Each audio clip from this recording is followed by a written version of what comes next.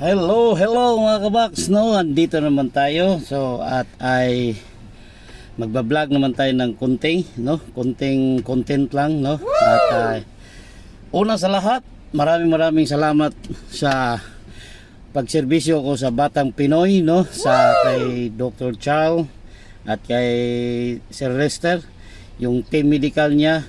Maraming salamat at naging bilong ako sa 8 days serbisyo sa kanilang sa Batang Pinoy Games, no? So maraming salamat sa inyo, Doc Chow. So I hope na matanggap ako kasi sana, no?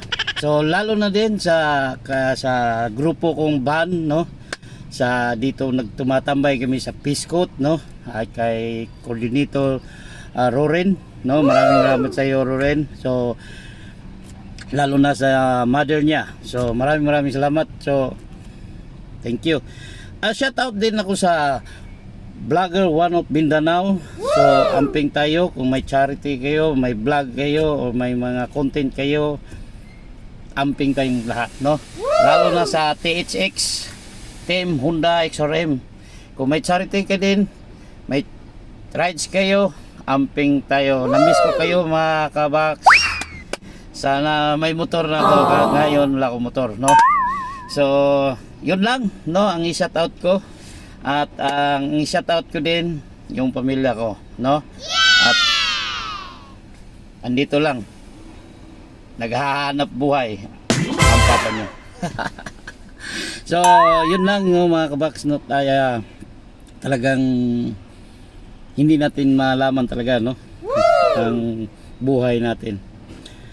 Talagang paalon-alon lang. So una sa lahat, andito ako sa Davao Lanang, malapit sa SM. So andito ako sa Doctor Hospital. Kasama ko yung mama ni Roren. Ako nag-drive ngayon kasi siya nagpa-check up dito.